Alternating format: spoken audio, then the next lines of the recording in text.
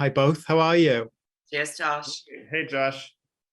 So wonderful to be speaking to you today for this film because I had just a phenomenal time with it. And Jamie, I wanted to start with you because with your version of Pinhead, there is such an aura of menace that's around her just from start to finish. So how tough is it to get into that mindset of a character like this and to inhabit that on screen?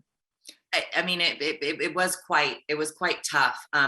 Thank goodness I had David as a director, to really help me and have, we had many conversations around, sort of the idea and the intention of what, the priest was doing and why she was doing what she was doing. And, we had many conversations about the posture and the voice and how all of those things would look. And as I was doing it, I didn't even know if any of it was happening. I'm like, am I doing anything that we talked about? And when something would click, I remember, he would come up to me after we would cut and he would say, when you just did X or when you just did, Z, that was let's do that again because that's what's working. And so, yeah, those moments were really fun, but it was tough. I mean, I stayed in therapy the whole time we were filming.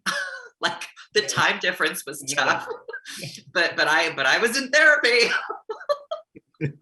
Oh, amazing. And David, this is a franchise that goes without saying has expanded in so many ways over the years. There's been countless movies and tie-ins and things like that. But when it came to obviously approaching it with fresh eyes and making sure this was a movie that anyone could watch without having an encyclopedic knowledge of what's come before, what were some of the main challenges for you in that respect, would you say? Yeah, no, I'm glad you asked. I mean, well, Hellraiser's complicated, and one of the tough things in script development to avoid are long expository passages that try to explain away everything that you're seeing necessarily so that it can be easily understandable. So we spent a lot of time trying to communicate as much as we could through the imagery, and what's so much fun is so much incredible imagery to pull from in Hellraiser. So, you start trying to find ways to just create an intuitive relationship with what the audience is seeing and what's happening necessarily in the story. But yeah, the density of it is a bug for, crafting it at times, but it's also a feature for the experience. It's like my experience with Hellraiser is that there's, especially, that first film is just so layered, and it's something that hit me different every time I saw it, over the years. And so, we wanted to just allow ourselves to find parallels that were fascinating to us and interesting dimensions to it and run with them. And a lot of it is probably there on a first watch. And I hope that people will find things in it in future watches that they didn't notice the first time. Yeah, absolutely. And Jamie, I'm sure a lot of people are going to be wondering about obviously the time you spent in the makeup chair and that process. But in terms of when you actually were transformed, what was some of the main challenges you encountered, obviously being in that heavy makeup and being transformed into the priest? Oh, I love that question. I just want to make sure that we're recording though. I don't have the recording notice up in my screen. Is Josh going to get this? Yes, absolutely. That's okay. Great. Sorry. The biggest challenge I think was not being able to move really. I mean, literally, it's like, I could barely move my face. My vision was obstructed by the scleral contacts.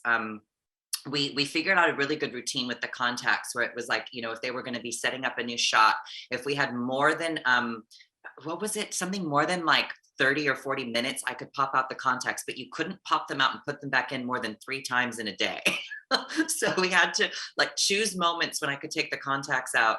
The neck, once the neck went on, forget about it. I couldn't really do the neck thing, even if we had 2 minutes while they were doing something. I was like, take the neck off.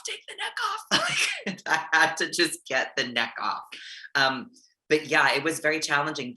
You can't expand in the suit. So I couldn't take full breaths, because it's like molded silicone. It's a latex suit that's painted with muscle, and then another suit that's put on top, and it's very heavy and very constricting. So I felt very bound the entire time. I can only imagine. Well, you did a fantastic job in all that makeup. And David, loved what you did behind the camera. And I'm keeping everything crossed that you guys get to come back for a sequel. So thank you for taking the time to chat today. Cheers, Josh. Thank you. Thank you. Have a great one. Thanks, guys.